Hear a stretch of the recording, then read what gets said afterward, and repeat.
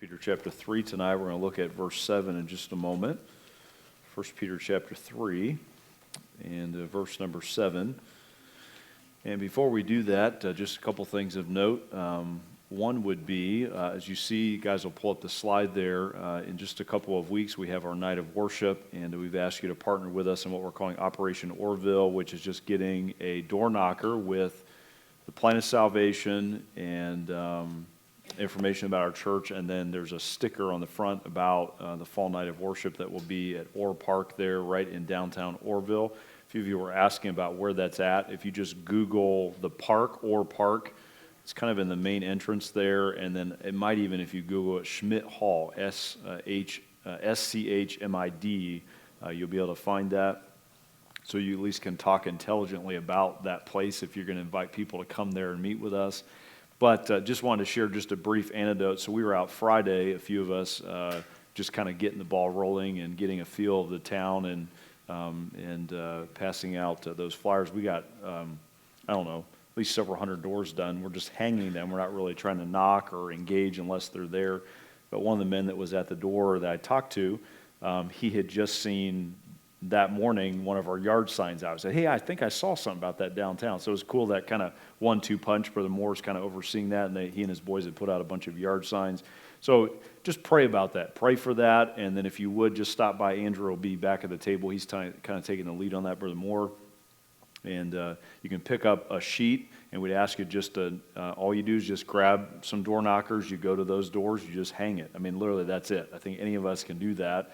And I think maybe on the heels of our study this morning, there are folks who are going to go to hell from Orrville, right? Just like there are any other city. So that's the heartbeat behind it. It's not trying to just build a, hey, there's no good churches in Orrville, or there's, nobody that's a heathen in Orrville. It's neither of those extremes. We're just trying to do our part to spread the gospel. So if you partner with us in that and pick those up tonight as you leave and to help us get going. The teens are going out on Thursday with Pastor Dave, and then we're going out on Fridays at 1 p.m. So if you feel like you need backup and you want to be associated with me and a few others of us guys, you can meet us here at the church at 1 p.m.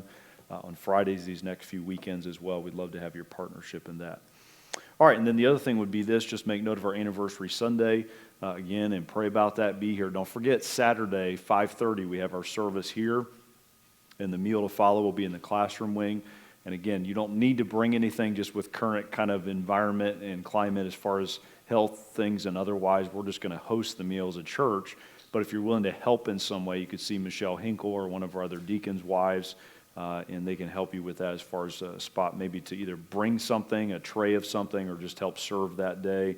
But if you're willing to do that, or you can see me afterwards tonight.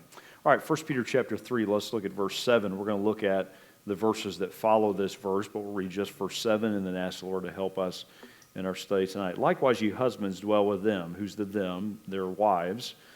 According to knowledge, giving honor unto the wife as unto the weaker vessel, and as being heirs together of the grace of life, that your prayers be not hindered. So tonight we're continuing our study looking at the vow, a study on marital commitments, and obviously these are commitments that impact and help all of our relationships. Here would be the next one, commitment 5. We have 2 left. Here's 5. We will deal with our differences with appreciation and grace. And I'm sure you don't have any differences in your marriage, but at least for me, I need this tonight, all right, as I try to get on my wife's page. No, I'm just kidding. All right, let's pray together. Lord, thank you for your goodness. Thank you for the privileges to be here tonight. Thank you for what you've done in our hearts and lives. Thank you for folks who were here this morning that heard the gospel and the sobering realities of hell, and those that tuned in online. And we just pray that your word would go forth with power and that it would accomplish your purpose in each heart. Give us, Lord, as believers, a greater sense of and a burden for the lost as we remember not just the temporal effects of a lack of faith in you, but the eternal ones. And I pray that it would light a fire in our souls, even tonight and this week as we seek to reach out, not just to Orrville, but to the places we will work and go to school and live next to, all of these different relationships that you have handpicked for us to be light and salt for you. Pray you bless our study tonight as we look at how our differences in marriage are really an opportunity and not a liability, and to help us to see them through the lens of your word and your spirit. Bless our time tonight, we pray in Christ's name. Amen. I don't know how many of our guys are sports fans or not. A few of you ladies probably get just worn out on everything that we get into as men. Heidi, sometimes she just gets so tired of it's just from one sport to the next. She used to think, well, that season is over, and there's always an overlap. The next season of whatever sport has already started, and my boys are very competitive, and they like sports. I don't know where they got that from, but they enjoy that. And anyway, so the other day, I don't know, I was going back through kind of just thinking of differences and illustrations of it. Any of you remember a commercial? There was a series of commercials, the guys would remember this, where basically the theme was, only because of sports is this true. Like, only because of sports would this bother you or excite you, and if it weren't for sports, it wouldn't make an impact. And this one is the one that came to my mind as we gear up for this fall. Do you guys remember this commercial as we're studying on marriage? So the camera angle actually starts behind this couple. So they're sitting on a couch, and you just see, oh, nice couple, they're in love, and they're just there. And then as the camera starts to go around the couch to the front, you see the sweatshirts they're wearing, and then here's the caption, only because of sports is this disgusting. Only because of sports. Without sports, they're just, a red and a blue shirt with some letters on it, or sweatshirt with some letters on them. Only because of sports is this disgusting. Can I say to you tonight, as it relates to marriage, we do say this all the time, don't we? Opposites attract, right? Don't we say that? But I think we say that, but then we resent and we chafe the differences between us and our respective spouses. And so the thought tonight is this: the sooner that we agreeably come to terms with the fact that our marriage will never reach its full potential until we embrace those differences and strive to be complementary in those differences, we cannot achieve all that God intends with our marriage. One author said this: what counts in making a happy marriage is not so much how compatible you are, but how you deal with incompatibility. And I think it's just a matter of just coming to terms with that. I hear all the time, irreconcilable differences, or we're just incompatible. We don't seem to mesh. Well, welcome to marriage. It's part of marriage. So it's not about being compatible as much as how we deal with where we are, quote unquote, incompatible. So the question tonight is this: in a day where irreconcilable differences are tolerated or even terminated, how do we instead see them and steward them as glorious gifts from God? So here's what I want to challenge you with tonight, and then we'll unpack it, is our differences are actually gifts from God. The fact your spouse is different than you is one of God's richest blessings to you, if you'll see it through that lens and you'll appreciate it as God has instructed. All right, so let's talk about two attitudes or mindsets we should have toward differences. Number one, there should be a healthy appreciation toward differences. All right, we're going to come back to 1 Peter 3. Let's go back to earlier in the New Testament, to Acts chapter number 17. Acts 17. And we're going to look at a few principles that jump out of Paul's sermon on Mars Hill, which, by the way, the context was not marriage, okay? I'll be up front with you on that. But there's some theological truths that he teaches here that help us to navigate the differences in marriage with a healthy sense of appreciation. And so the first subpoint there under appreciation toward differences, number one, we need appreciative trust in our marriage. We need a greater sense of appreciative trust. And so we'll look at this text in just a moment, but I've been thinking about this as it relates to marriage, and specifically in my own marriage, what I'm learning, as well as what I observe in those that God gives me the privilege to counsel and to pastor and just to be on the inside sometimes of the struggles of marriage, that truly marriage is about facing your fears and your insecurities together. A lot of what hinders marriage is that we have these fears and insecurities, but we're only dealing with them in a private manner. Things in our past, we were mistreated, or we have certain identity, maybe challenges, but we don't lean into each other. We don't trust each other enough to be able to deal with those fears and insecurities. Now, can I say this before you think, well, I don't know if I can trust my spouse with that vulnerability or that openness or whatever the case may be? Ultimately, our trust levels in marriage are low, especially when our differences collide, not because we're struggling with trust toward our spouse or them not being trustworthy. Listen to me, it's because we don't trust God. So when I say appreciative trust, I'm not saying that that we just trust based on our spouses earning that trust or keeping that trust as much as our faith being in God. Now, look back at the text here in verse 22 and 23. And again, we're not going to unpack this at great length, but just some of the theological ramifications of where differences in marriage can be dealt with from a biblical perspective. In verse 22, it says, "Then Paul stood in the midst of Mars Hill and said, 'Ye men of Athens, I perceive that in all things you're too superstitious. For as I passed by and beheld your devotions, I found an altar with this inscription, to the unknown God, whom therefore ye ignorantly worship, him declare I unto you.'" Now, the text we're going to look at tonight, where there are a few differences between Paul and these Gentiles. He was a Pharisee of the Pharisees, right? He was a Jew of Jews. And so what Paul does is he stands here on Mars Hill and he looks around. Athens was known. They had so many idols that at least it was touted there were more idols than people in Athens. The city was just inundated with idolatry and different forms of worship, emphasis on the word different. So as Paul stands here as a Pharisee of the Pharisees, can you imagine him trying to think, how do I connect with this audience? What do I say?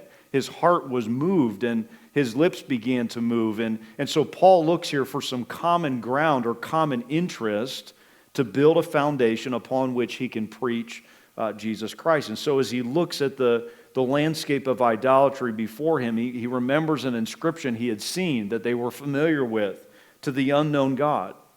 And he begins to turn their well-meaning, maybe even religious fervor and piety in a singular direction toward the one true God that they were missing in the midst of all of their religious activity. And I just want to challenge us tonight, much of the differences in any relationship, including our marriage, is, are we really trusting and worshiping and have faith in the same God? A God that unifies us and yet allows us not to practice uniformity, that we can be different and yet have a singular focus toward the Lord. So let me give you a few subpoints underneath of that I think will help us grow an appreciation toward our spouse that is so different from us. Number one, believe that God is in absolute control of the details of your life. All right, how we mismanage differences is bigger than just emotional dysfunction or we just can't see eye to eye. It's theological. Here it is. Believe that God is in absolute control of the details of your life. Now go on to verse 24. And Paul begins to unpack this. He's building a connection with these that he had so much not in common with. God, verse 24, that made the world and all things therein, seeing that he is Lord of heaven and earth, dwelleth not in temples made with hands. Go to the end of verse 26. And had determined the times before appointed in the bounds of their habitation. Do you believe tonight that God is in control of every detail of your life? Do you believe that? Do you also believe that God is in control of every detail of your spouse? And here's where I bring that to application as it relates to our marriage. Your spouse's background, God has a unique and a primary role in all of those details. Their religious background, their familial background, the heart-wrenching moments that they've been through, the things that physiologically or emotionally are just a part of who they are. God is a part of that. God is intricately involved in the details of life. He's in control of everything we experience, everything culturally, everything family-wise that influences, shapes us, how we desire things, how we think about things, how we act, how we respond. And so God is not just in bringing you together. This is a key thought tonight. God did not just cause you to intersect with your spouse. He also created a story before you intersected, and there are factors still that are part of your spouse that are his handiwork. And so this trust of God says, God, I trust you to give me the spouse that I have with all of the challenges and the blessings that are afforded me in that relationship. And so we have to start with a belief, as Paul says to these people that knew not this God, God is in control of every detail of life. All right, go back to verse 25. Neither is worship with men's hands as though he needeth anything. Seeing, notice this, key phrase here, seeing that he giveth to all life and breath in all things. Number two, again, these are just some kind of takeaways from the theological text that we see before us. Number two, believe that God has a purpose in the challenges of your marriage. The emphasis upon the word purpose. Believe that God has a purpose in the challenges of your marriage. And see there at the end of verse 25, he says, he giveth to all life and breath in all things. So even if it's all things, then it's all things. That includes our purpose. He's the one that gives each thing relationship and personality and the unique combinations of all of that, its purpose. He is the source of all things. And so your differences and difficulties that they provide in your marriage are not a sign that God has forgotten you or been unfaithful to you. Your difficulties, even with your differences, are not interruptions to His plan for your marriage. They're a part of it. That struck me as I was looking at it, because I don't know about you, sometimes I just wish we could all get along, whether that's in the church setting or my own home or extended family especially, and I just wish we just naturally saw things the same way. Our difficulties, even in those differences, is not an interruption of His plan. They're a part of His plan. Do you trust God enough to trust that He has a purpose in those challenges? All right, thirdly, go to verse 26, the beginning. And hath made of one blood all nations of men for to dwell in the face of the earth. Hath made of one blood all nations of men. Number 3, believe that God blesses, not burdens our marriage with its differences. God blesses, not burdens our marriage with differences. The differences between us are actually a part of and a manifestation of God's grace and mercy. He has made us one blood, so there's a singular race, but then notice the differences. All nations of men, for to dwell on all the face of the earth. He's put us each in a unique place. We have unique perspectives, and this is not a burden. This is a blessing. Can you imagine, just by way of illustration, if God just made the whole world green or the whole world blue, and you walk out and everything it's a chromatic world?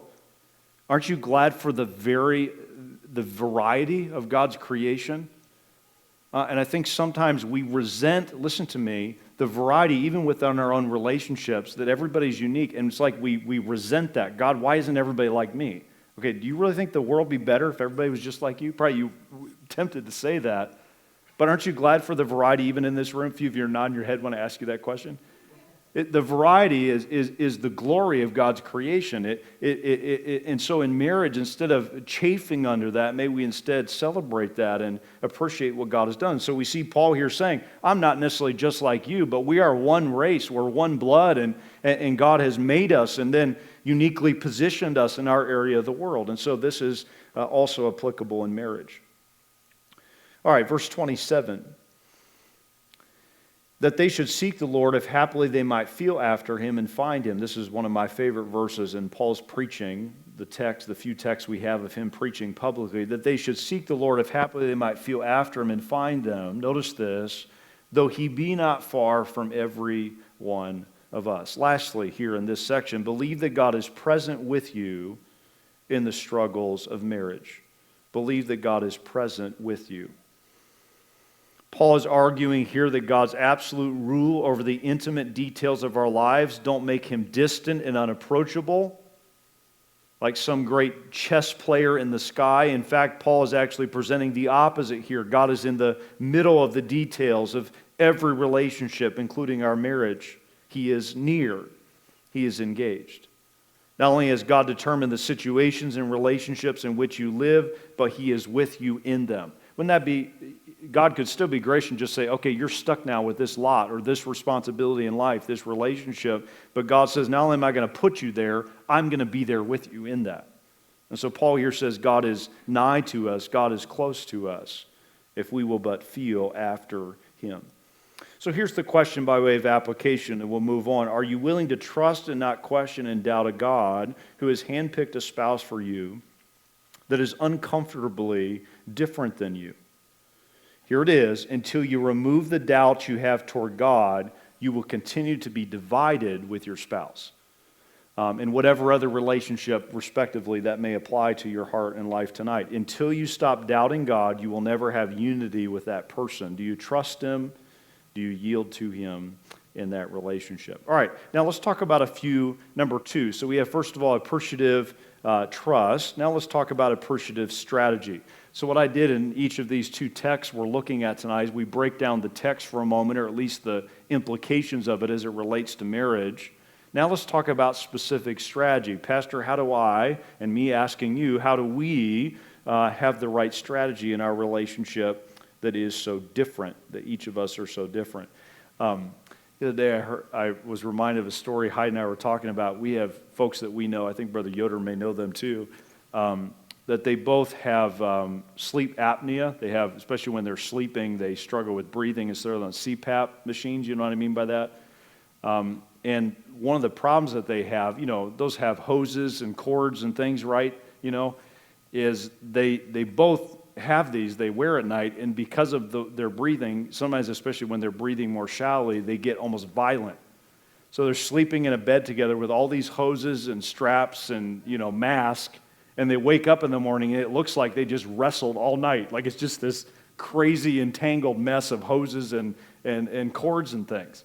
And so they've had to develop some strategies of how to deal with that kind of subconscious tension in their relationship that at least they claim. I mean, you could probably get a few swings in and just claim it was just sleep apnea, just bam, and just kind of pass it off as I don't know how you got that bruise, or whatever, and then the next night the other person has the bruise. It's all just happening. But anyway, the idea of strategy. And I think many times the reason we don't deal with differences well is we just on the fly process them. I want to give you some things to maybe think on that will help you as you approach another week with your spouse who doesn't see this week just how you do, and to see it through the lens and with a strategy that God can bless and use. All right, a few points under that. Number one, celebrate your Creator. Celebrate your Creator.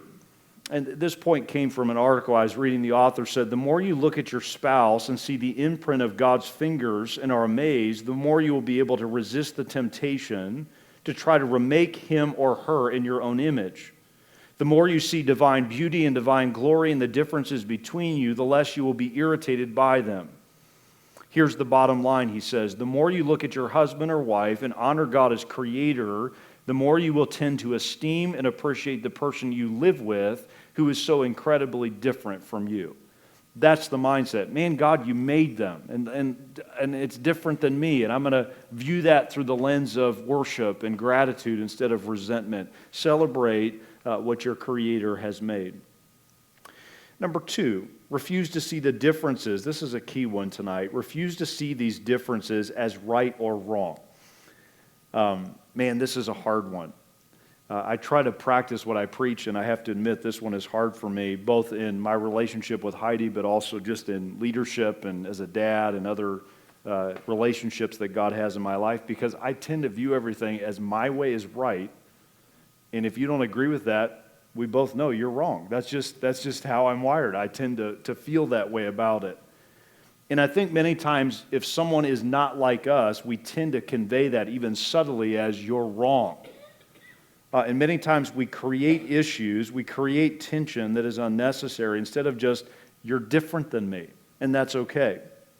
Again, within the confines of Scripture, we're not subscribing to that we advocate for something that is truly wrong, but when it's just a different thing or a different perspective, may we be careful not to convey we view us as right and them as wrong. When you begin to think and act as though who you are and your hardwiring makes you better, more mature, or more righteous than your spouse, you will always respond and act in ways that are disrespectful. You will demean them. In every relationship, one of you is stronger than the other, spiritually maybe, or just personality-wise. Be very careful not to let that come across, if that is you, in a way that is demeaning or disrespectful. You are not the end-all. You're not always right, and your way is not the only right way. All right, thirdly, determine to respond to differences with respect. So this would kind of be the positive side of the same coin. Determine to respond to differences with respect. Responses are more about your relationship with God when you respond to these differences than they really are about your relationship to your wife. When your husband or wife makes a choice that's different than you, ultimately your issue is not with them, it's with God. I do remind you, I know we're in a fallen condition, but God, when He created everything, including Eve and including Adam, He said it was what? It was very good. And so we have to be careful not to diminish or to disrespect what God sees as good, something that He values and treasures. It is hurtful to your spouse, especially when you disrespect them for things they did not choose. Let's be honest, some of the things that are weaknesses of your spouse are just who they are, right? Living in a fallen world and things others have done to them or things they've been through are just frailties. And we hold that over someone, especially our spouse, to the detriment of that relationship and of them. Or we reject them or push them away for things they can't change. So either they didn't generate it or they can't change that, and we just keep chafing under it and reminding them of what an irritant it is, what an inconvenience it is to our own life. So may we view these differences as, even in our fallen condition, expressions of God's artistry, His creative range that He is able to make different people, not just men, not just women, but both, and each with their unique contributions. All right, a couple more here, and we'll move to our second point. Learn, number 4, learn where your differences call you to work, to the work of unification. Learn where your differences call you to the work of unification. By that I mean the differences are really the prime spots of your relationship. Like, we tend to rally around similarities.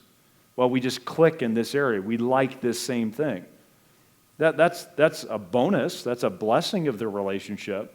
But the call to unity is not a call to just get along where we already have a tendency for that. The call to unity is we got to work through this. We got to work despite this. We've got to work through this to develop unity. And so where you have a difference with your spouse, that is a place for you to be working at being unified. Here's what we tend to do. We tend to be disunified there. Instead of, Lord, we're not the same in this area. We don't see this the same way. This is a place you've called us to. We're married. This is your will for us, whether we like it or not. And so it's a call to unification. In fact, one author I was reading said this: the greatest mutual benefit comes from our place of biggest difference. You may want to write that down and chew on that. The greatest mutual benefit comes from our place of biggest difference. If I were to say to you, tell me where you have most benefited from your marriage. All right, I'll say it one more time. The greatest mutual benefit comes from our place of biggest difference. The things in your marriage that have made the biggest difference, and the ones that will always be the places where you didn't initially see eye to eye, or you continue to struggle to see eye to eye in that area. Because that's where it's challenging you, and you're challenging them. If we're just zombies or we're just robots and we're just mass-produced and we all just where is even the relationship in that? And same with friendships and other relationships we have, even with your extended family. Would you realize that the greatest mutual benefit comes in the very place that we often have the biggest differences? Don't chafe under that. See it as a call to work toward unification. All right, and then the last one here, admit where these differences challenge you to grow. So admit where these differences challenge you to grow. The other day I read a submission by a wife to Reader's Digest. She said this cracks me up. You may think this is a dump. Some of you have the same great sense of humor as I do, but this cracks me up. I laughed out loud when I read this in my study the other day. Wife submitted, my husband talks in his sleep. Unfortunately, he also snores. So I sometimes give him the wifely elbow. What? He demanded one night, still mostly asleep. I said, turn over, you're snoring. He did as instructed, and while doing so muttered, that's nothing, you should hear my wife snore. That's what he said as she rolled him over. That just poke, the poke in the side, and then what that pulls out of you. Our differences are what challenge us to grow. Here's my loving challenge to you tonight. The reason we hate the differences in our marriage is because we don't want to grow. We resist. It's not the difference. It's what that's going to challenge me to change and grow in. That's often what limits the relationship, hinders the marriage from being all that it should be. Admit where these differences challenge you to grow. Marital differences don't only reflect God's glory, as we've already talked about briefly, and His creative purpose. They are also for our good, to help us change and grow. So here's the question tonight. Are you going to live in a reactive mode to the differences embedded in your spouse by God Himself, or are you going to strategically align with the Creator and His purpose in those differences. And I give you kind of this final illustration under our first point. I talked about God not creating the whole world green or blue. Someone was writing this. They said, celebrating the Creator or rejoicing in what God has done gives us hope. God places lilies next to rocks. He places trees next to streams. He causes bright sun to follow a dark night. He makes the muscles of a lion and the delicacy of the wing of a hummingbird. One way, listen to this, one way God establishes beauty is by putting things that are different next to each other. Isn't this exactly what God does in marriage? He puts very different people next to each other. This is how He establishes the beauty of marriage. The moon would not be so striking if it was hung in a white sky. In the same way, the striking beauty of a marriage is when two very different people learn to celebrate and benefit from their differences and to be protected from their weaknesses by being sheltered by the other's strength. Isn't that a beautiful analogy? God is most creative, and He creates the most beauty by putting different things next to each other. And we think we'd win if our spouse was just like us. God knows a better way, and may we be willing to trust Him and appreciate those differences. All right, now let's go back to 1 Peter 3, and let's spend a few minutes here in the time we have left. 1 Peter chapter 3, and if you would please, let's pick up again in verse number 7. 1 Peter chapter 3 and verse 7. And I ducked on this passage a few months ago. I asked Brother Yoder to teach on this, on submission, and some of the text related to it. But we're going to look at again just a couple of verses, specifically more as it relates to the husband and the text that follows. 1 Peter chapter 3 and verse number 7. All right, before we look at that, so number 2, there's appreciation toward differences. Number 2, there is graciousness toward differences. Heidi and I have a difference of perspective on speed, like how we drive. I don't know if that's an issue for you all, even coming to church. I watch some of you, it's always the wife that drives or the husband that drives, and I won't ask you the backstory of that. I'm sure there are various reasons for that. But for me, she views the fact I tend to brake too slowly, all right? So if there's someone slowing down or she thinks is going to slow down, and it tends to go like this. She panics, and so she touches my arm, and then I just lock them up because I'm paying attention, but she must see something I don't. I still haven't learned that. So then I just, and I'm like 2,000 yards from whatever she's worried about, and look like, what's up with this guy, She also will honk the horn when she's in the passenger seat when I'm driving, when someone misbehaves. It's like they're not looking at you now, they're looking at me. For me, the speed issue is my wife she will just intermittently slow down and speed up, and I look around like nothing changed. Like she'll just slow and then speed back up, and there's no traffic change, there's no it just happened, And so anyway, we have these differences that we have to be more gracious, and I've learned this. If I can't say anything good, I just don't say anything, and I think my wife has learned that as well. But just being gracious toward one another in these kind of differences. So we talked about appreciation. That's more the internal, all right? And I think we have to own that, where we are resentful or bitter or judgy toward our spouse where they're different. This part would deal more with the external. So I think some of us, the issue is inside, we chafe under the differences, but then here would be the proactive. Are we overtly expressing, I appreciate the differences? And are we conveying that? And that's kind of the thrust here in 1 Peter chapter 3, is that there's an external or a tangible, demonstrative expression of this graciousness. All right, let's look at 1 Peter chapter 3, and again, verse 7. After telling the wives to be in subjection to their husbands, he then says in verse 7, likewise, that key word in this text, you husbands dwell with them according to knowledge, giving honor unto the wife, as unto the weaker vessel, and as being heirs, notice this, as being heirs together of the grace of life, that your prayers be not hindered. All right, so let's talk about two components of this graciousness. First of all, gracious management. Got ahead of myself there. Gracious management. It's there in your notes, now on the slide. Managing this graciousness in a way that pleases and honors the Lord. Let's talk about a couple things as it relates to that. Number one, manage what is a calling to gender deference. Not difference, deference.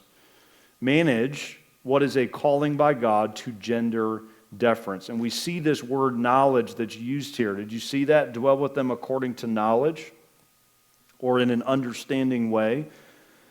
It's interesting in Scripture, the same word that's used here, dwell with them in knowledge, is the same word that's used. For example, Joseph knew not his wife. The word know here is a reference to the marriage act and all the intimacies that go with that. By the way, in which the differences of gender are actually valued, right? They contribute to that intimate moment between husband and wife. And so the language is the same here. And notice that Paul says, dwell with them according to knowledge, giving honor. Notice this, giving honor unto the wife as unto the weaker vessel. And that's not lesser, that's a fine china kind of thing. Their physical frame, their emotional frame, it is to be treasured. It is to be valued. It is different than you men. You need to know what it is, and you need to understand it and to live with them in light of that knowledge. And so we see this deference that's being given that Peter admonishes these men. Peter had his own wife, right? His mother-in-law was healed by Jesus, and so he was seeking to admonish them to do the same thing that he was striving to do, practicing gender deference. Have you really thought about this? What it's like for your spouse to live with the differences that they have? Have you thought about that? And do you regularly convey deference to that, understanding toward that? They're not living in the same body that you are. They're not living with the same background that you have. They have unique things that make up who they are and where they're headed, and we need to practice deference toward one another, whether that be male or female or our background, things that make us uniquely who we are. There ought to be a sense of deference. And notice the end of verse 7, Peter builds it upon these motivations. Why would a husband do this? Why would we each do this toward one another? He says, being heirs together of the grace of life, that your prayers be not hindered. What is the motivation? It's first to remind the husbands that they and their wives are fellow heirs of the grace of life. Secondly, that they would steward well the prayer potential of that relationship, praying together. One thing I would challenge you with this evening would be this: how often are you praying with your spouse? Not the token before meals or we're dozing off at night, but there's meaningful prayer that men, you're comfortable praying in front of your wife and vice versa. And a relationship's health is often dictated or indicated by how much you pray together. If your relationship was only how much prayer you share together, how much relationship do you have left? I think often our prayer between just the two of us is not everything that it should be. I was reading the other day in a book on just thought, the power of the brain and the mind, and winning the war in our minds. And the author said this is interesting. It has been found that 12 minutes of daily focused prayer over an 8-week period can actually change the brain in such a way that it can be measured on a brain scan. Our thinking, our processing of things, this prayer, and especially as we share prayer together, it affects how we think about our spouse and how they think about us and how we both think about our God.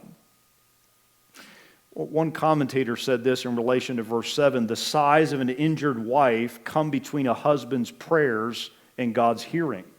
Like our horizontal relationships do affect our vertical relationship with God. And so we must manage these differences with deference so that also there is this communion with God that is growing.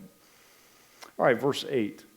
Finally, so we're going to break down these next couple of verses. Finally, be ye all of one mind, having compassion one of another, love as brethren, be pitiful, be courteous.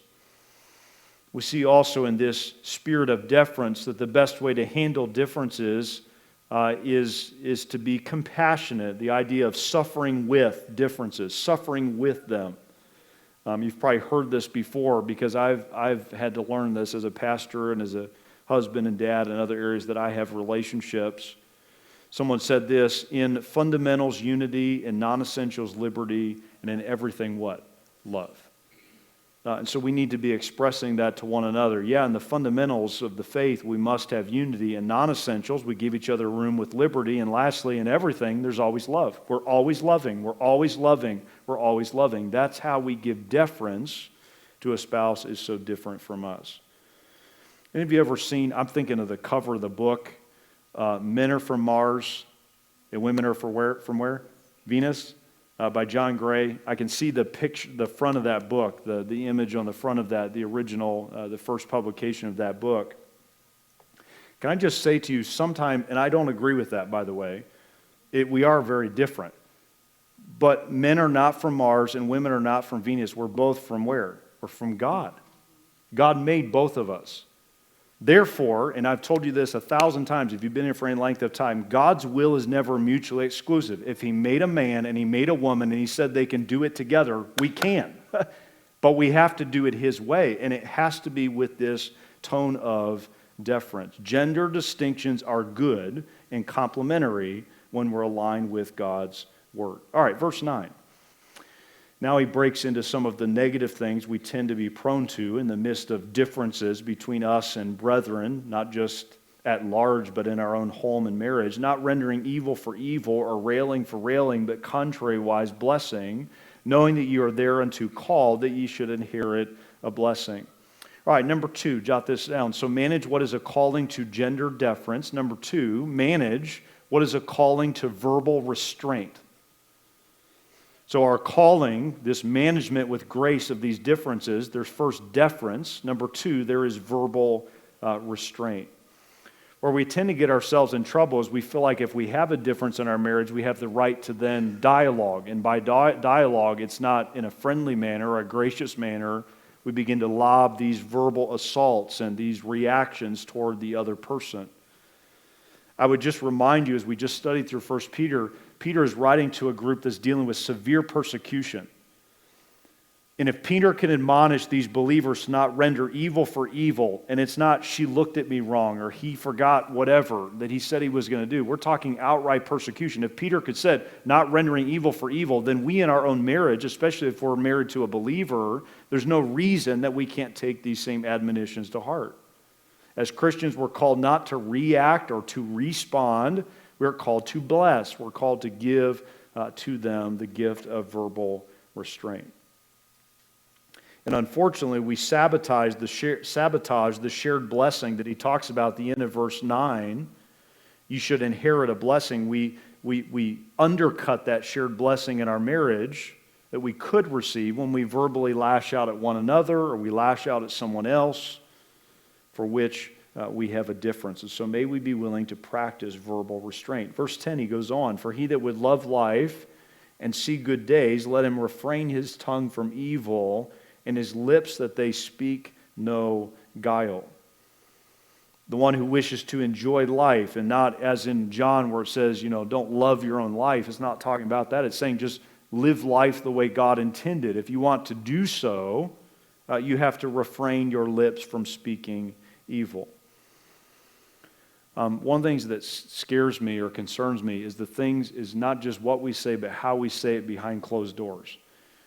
What's the tone in your home? What's the tone, especially not just when the front door closes and the kids are a part of it, but then you retreat to the bedroom or you retreat to or it's in another setting and just you and your spouse, and maybe it's through text or whatever the thing is, but passive aggressiveness and sarcasm and outright just being mean to one another in a verbal way. We are greatly hindering our marriage and its potential when we don't practice verbal restraint. As goes the mouth, so goes the marriage. Just like James talks about, it's a little member, right? It's just a bridle, it's just a rudder, but it turns the whole horse, it turns the whole boat. And what's being said between you and your spouse does matter. Not just when you disagree, but when you have a major difference, is your mouth still in restraint? I think there are things you should just say, just me kind of talking out loud, thinking out loud. There are things I will never say. Divorce, for example, it's not even the D word, it's the D word. It's not on the table. And I'm not going to attack them in this way. I'm not going to say this. I'm not going to threaten this. I'm not going to do this.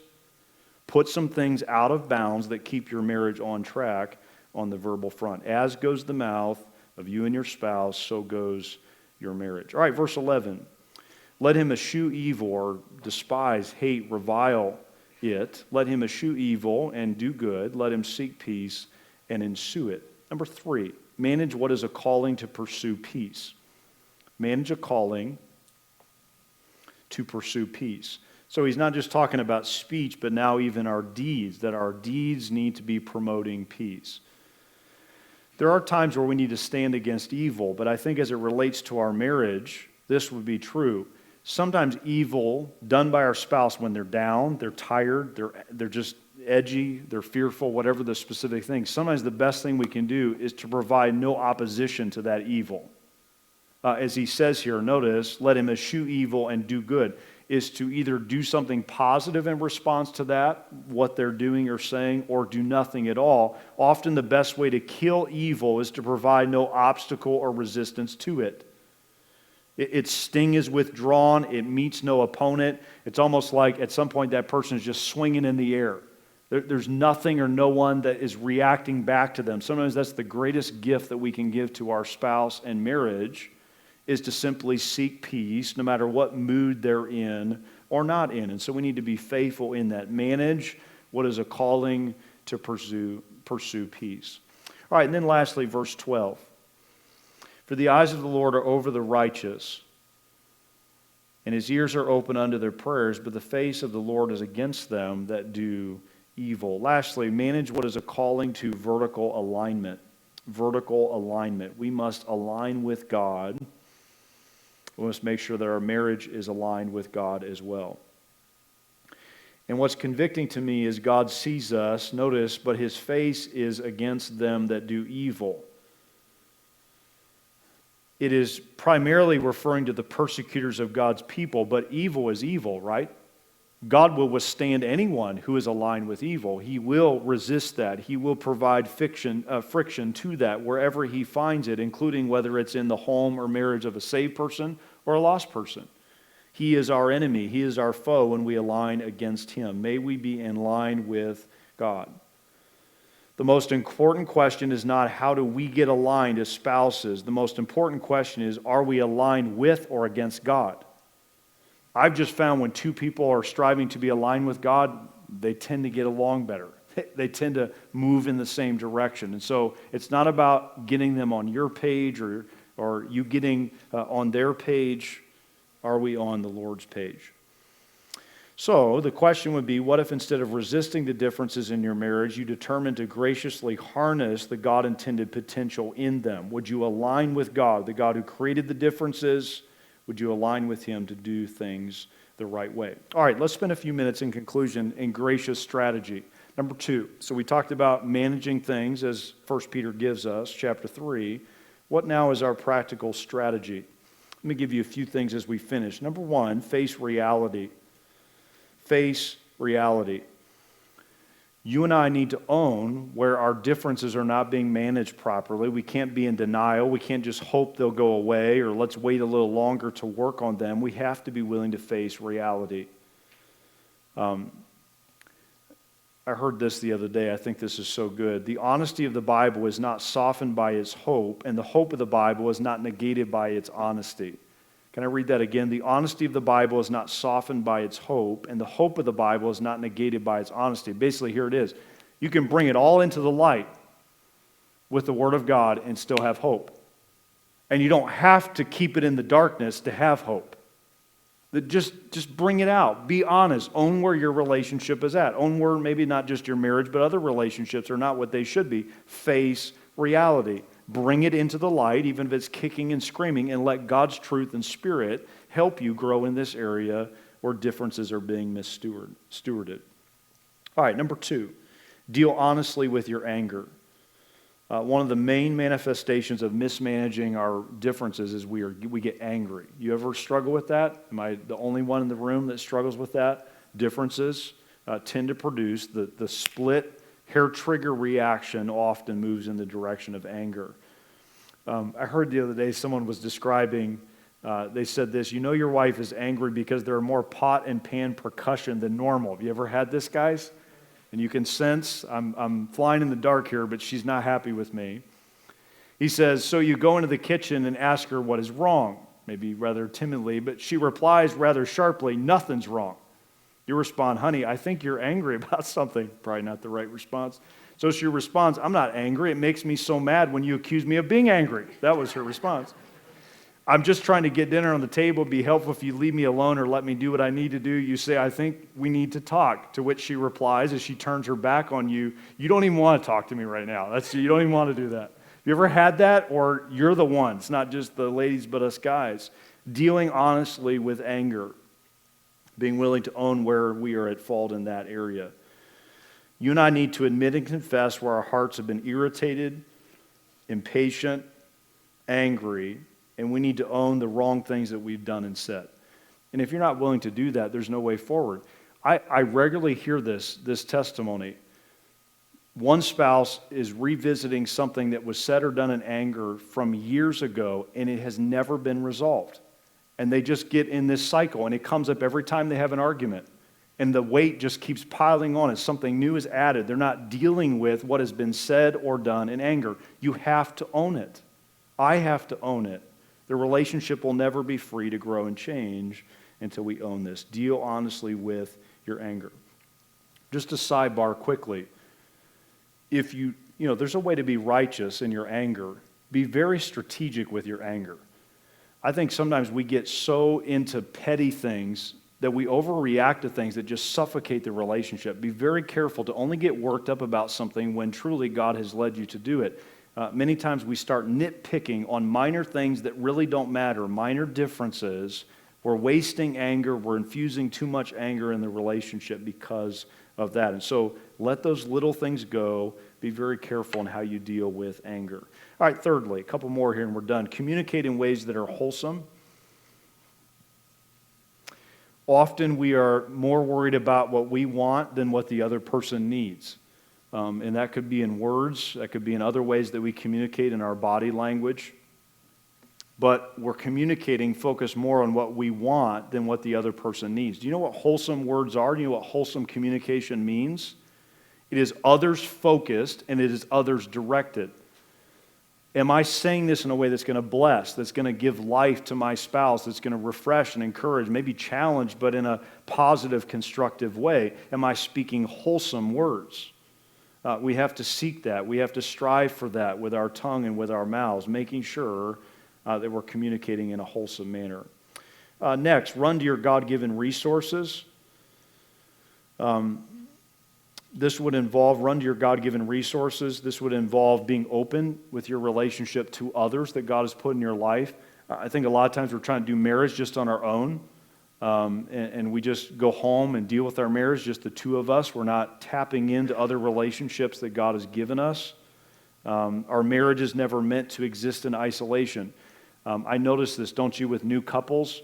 They get married or they're in love, and like the whole world could be burning around them, and they're just lost in each other's eyes, whether they got Michigan and Ohio State sweatshirts on or not. But they're just lost in each other. That's not a mature marriage, is it? That's not a grounded marriage. A marriage is meant to be interacting and blessing and ministering to others, starting with your own kids and grandkids, but in the church. And oftentimes we're not tapping into those resources for encouragement and challenge and counsel that help our marriage reach its full potential. And so I encourage you to be faithful. I know I'm preaching to the choir tonight, but being in church tonight, sitting next to your spouse, if you're able to do so, that's a good move on your part. That's something that God will bless. Don't ever underestimate that in your relationship with one another and before the Lord. And so we need to be connected, not just to community and our family, but also in the local church. The most vibrant marriages are the ones lived out in local church community, period. So we be faithful to that as God gives us opportunity. All right, a couple more. Resist the lies of the enemy. These are a couple more that kind of push back against mishandling these differences or being ungracious with these differences. Resist the lies of the enemy. Here are the two ones I hear all the time in my own ear that you may hear as well. Number one is, it's not your fault. Do you hear that in your head a lot in heart? I'm not the one at fault right now. They're the one being different. And by different, you mean that in a judgy way. That is not a message from God by and large. There may be a rare exception to that. And number two is this. Not only is it not your fault, you guys are stuck. There's no resources. There's no wisdom. There's no way to get out of this. Just who you are. That's a lie from the devil, to settle for less than what God intended for your marriage. And so fight against that in your head. Fight against that narrative and conversation that's directed your way. Your marriage is not being done on a playground. It's on a battlefield. You're in a war. There's an enemy that hates your marriage and wants to divide and conquer you. See it for what it is. Do so with soberness. All right, two more. Focus upon creating something new. This is the positive side of this. Focus on creating something new. Your home and your marriage should not be you trying to just steer everything to your preferences.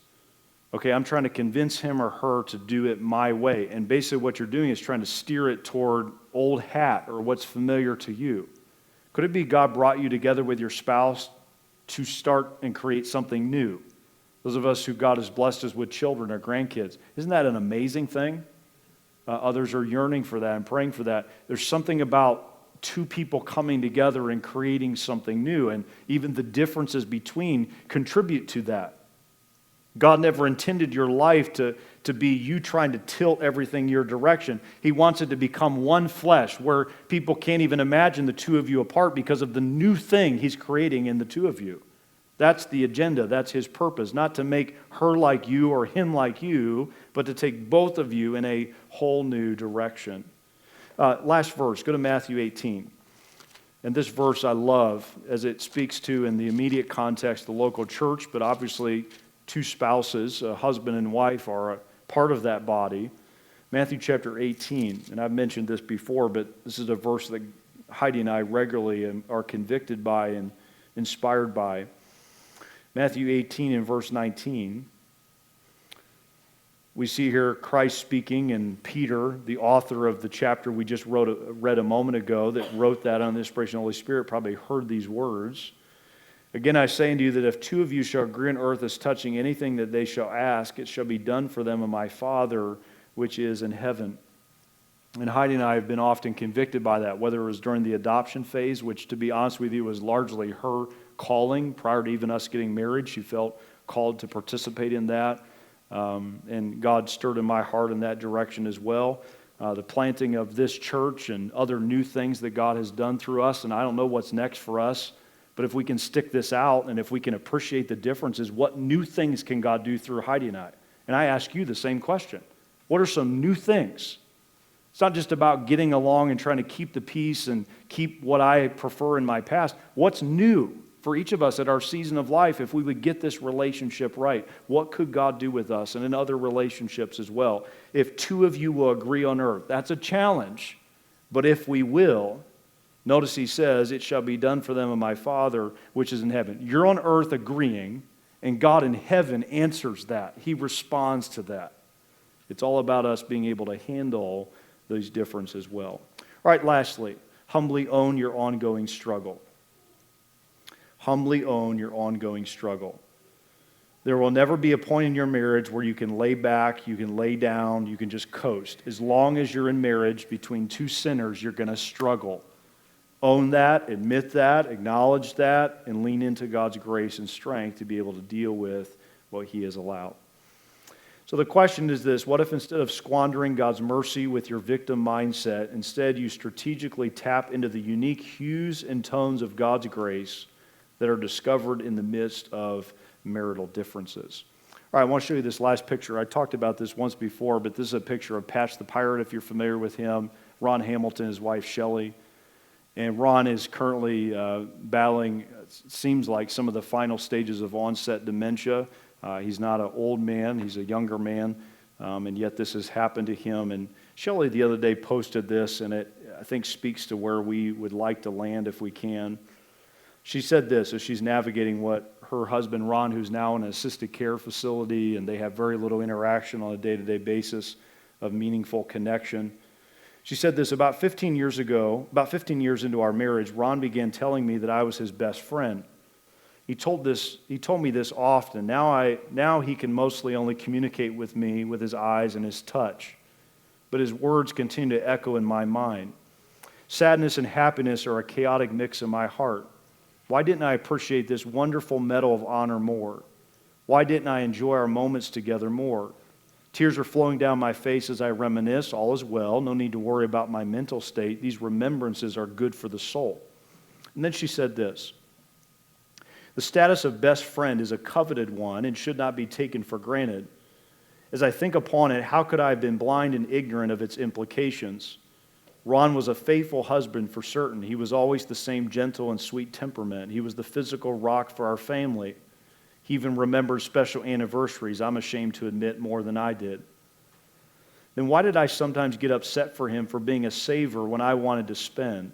Why did I focus on him being stubborn when I wanted to be flexible and impulsive? Why did I not appreciate his healthy eating habits when I wanted to indulge in sweets?